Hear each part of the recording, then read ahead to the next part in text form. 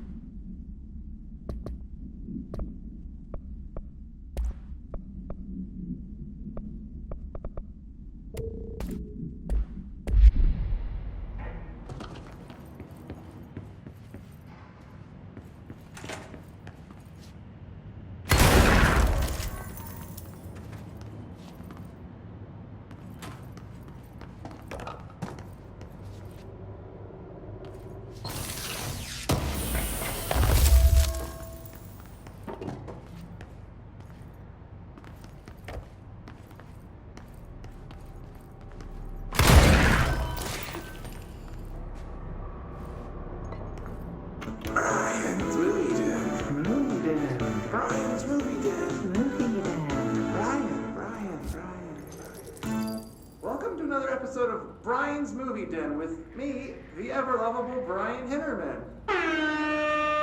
Today I want to talk about a new film I found at Movie Night.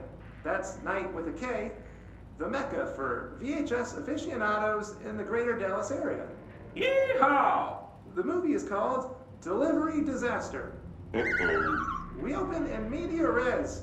A mailman drives a truck full of packages down in an endless American neighborhood as a pack of rabid dogs chase behind. Now, these dogs are nothing like my stepmom's corgi Chuck. These were some real nightmare hellhounds. The dogs keep pace with the mail truck, tearing chunks out of the driver's legs and arms. Each package he throws out the door is marked by his bloody handprint. He screams in pain and confusion, and this goes on until the movie just abruptly ends. There aren't even any credits, which is a pretty bold choice. Is this film a commentary on how our 9-to-5 jobs are killing us, or how hostile the modern world is to outdated concepts like mailmen? Perhaps it's merely a statement about the futility of purpose and how no task can ever be really done. There are lots of ways to interpret it, but for now, let's get to the part you're all waiting for. It's score time. I give this film a 4 out of 5, only because the actor frequently broke the fourth wall by looking into the camera and shouting at it. like he was shouting at the audience. A little too on the nose for me, but I did enjoy it, and I recommend you check out other films produced by Blessed Pictures. Bike Hard and Coffee Bullet are the only others I found, but this little art house studio certainly knows how to push the boundaries of Western cinema. And a friendly reminder that there will be no new episode next week, as I will be visiting my aunt in Delaware for Thanksgiving. Thanks for listening, all you Brian fans, and remember, we all love movie magic, but don't forget about the you magic. Until next time, Movie Den. Brian's Movie Den. Movie Den. Brian.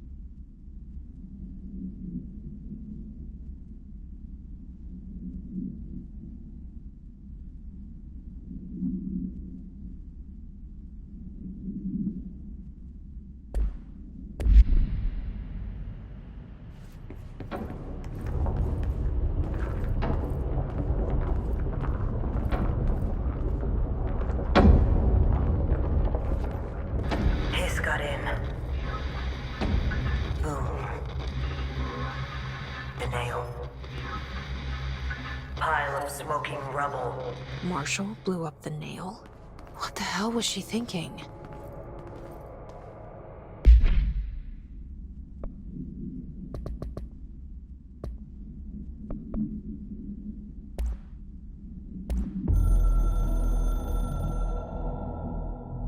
The hiss got in. The Foundation is overrun. I was out of time and out of options. I took all the C4 I could get my hands on and strapped it to the nail. Boom.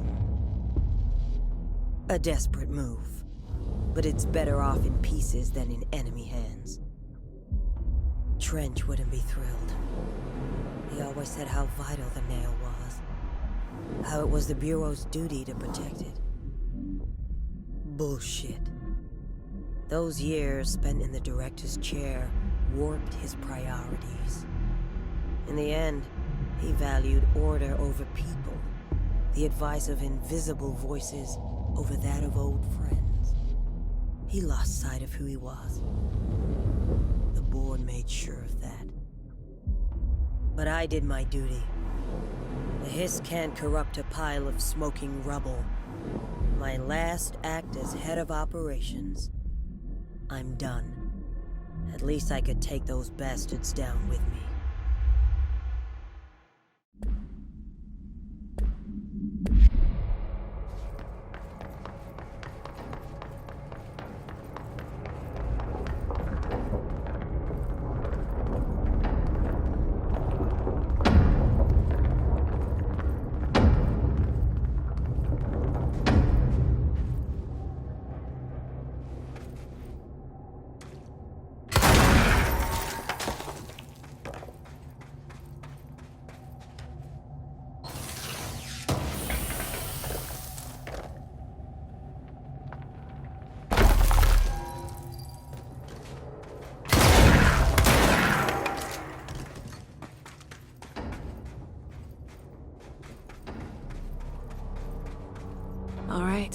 This is the last one.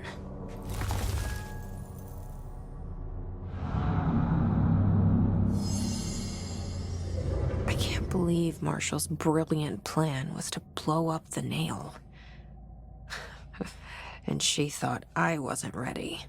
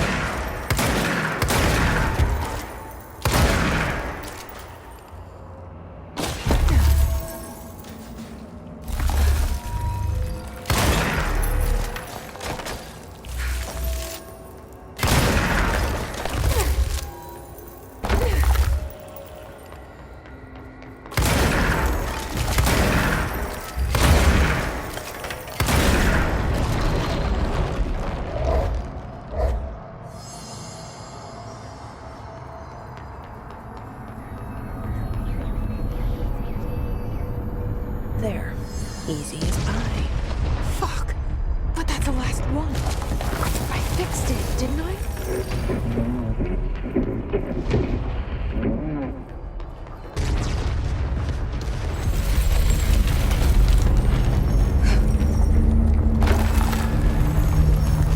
Holy shit.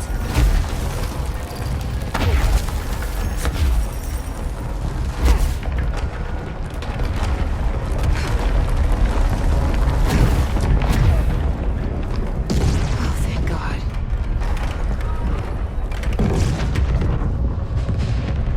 What the hell was all that? Things should be better now, not worse.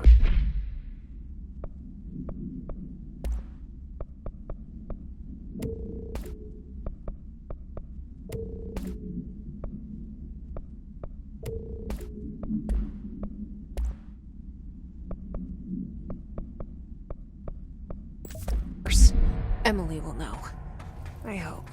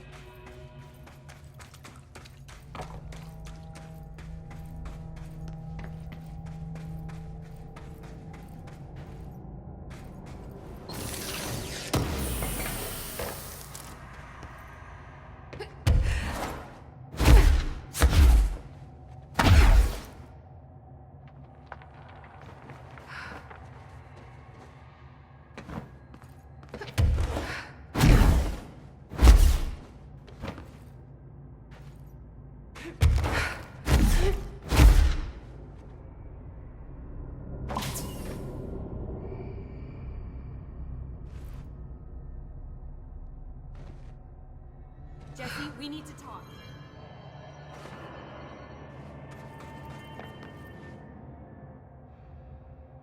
What did you do? What is causing these tremors? I thought you could tell me. I completed the 4 rituals just like the board told me to. The astral bleed should have stopped. Look, it has stopped. The nail is repaired.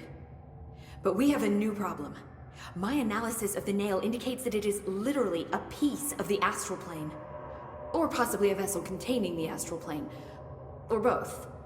Either way, right now both dimensions are vibrating at completely incompatible frequencies. The spatial friction they are generating is incalculable. It's going to destroy both planes. I messed this all up. Maybe Marshall was right to destroy the nail. I should have left it in pieces. No, then the astral plane would still be leaking in.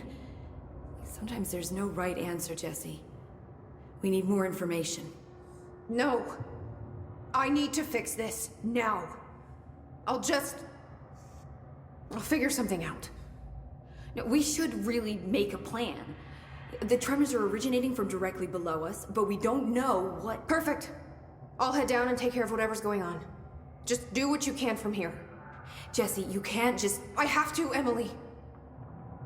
I'm the director. This is on me.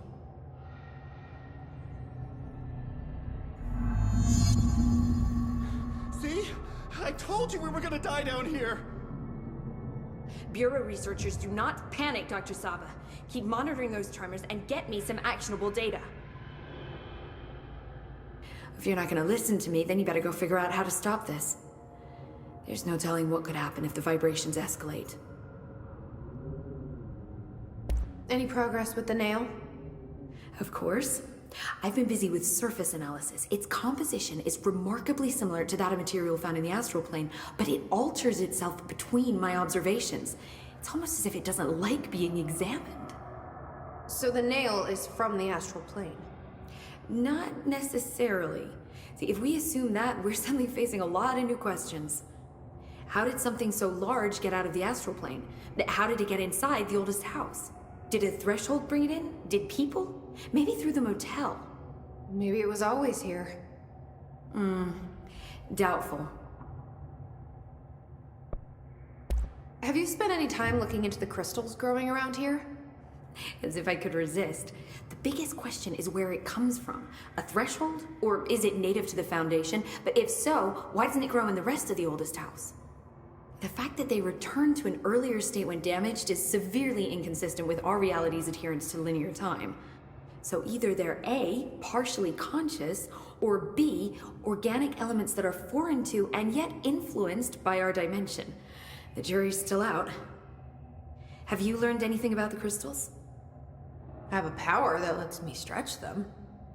Huh. Yep.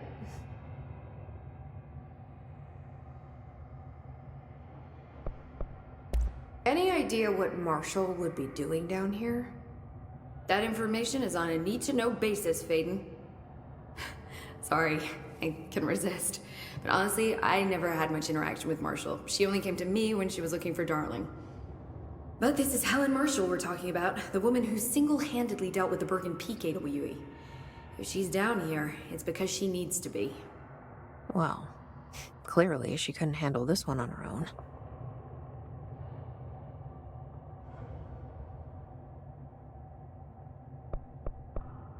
I'll see you later, Emily. Good luck. Take notes. Don't be a stranger.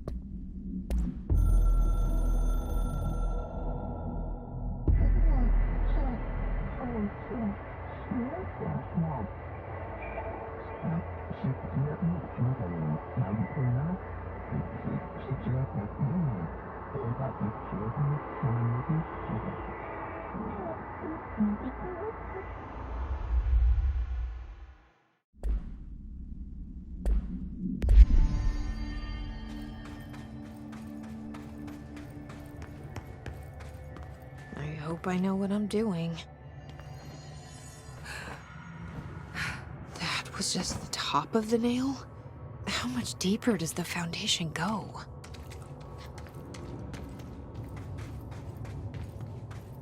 Entry day plus 118. I have changed, though it's hard to know how or why. I no longer need tools to detect the house's veins, to hear it breathe. I can feel its blood churning beneath my bare feet. I have added my own illustrations to the walls, trying to solve some mystery that the oldest house whispers to me. I have to avoid the it as I do so. They haunt me. I don't blame them. They're just following the pillar's orders. Even poor Adam doesn't seem to recognize me anymore. I've spent a long time contemplating the etchings of the tree and its roots. Did you know this city used to be a forest? I wonder if our oldest house wore a different face back then. Or if it was always here. A 21st century office building since time immemorial. Can a place know the future? Can it change its skin? Can it wander? I always thought the esoteric world was my father's, not mine. But here, in this sacred place, I finally understand his devotion and his awe.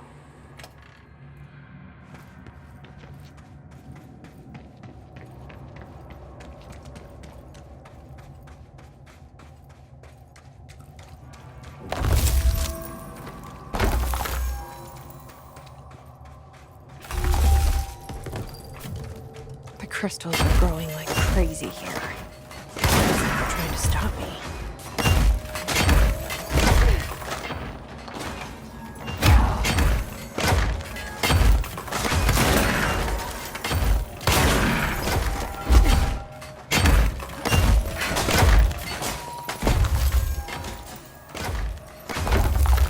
Astral spike. HRA was damaged. The board said it. When Marshall blew up the nail, the board attacked her. I don't fucking like it.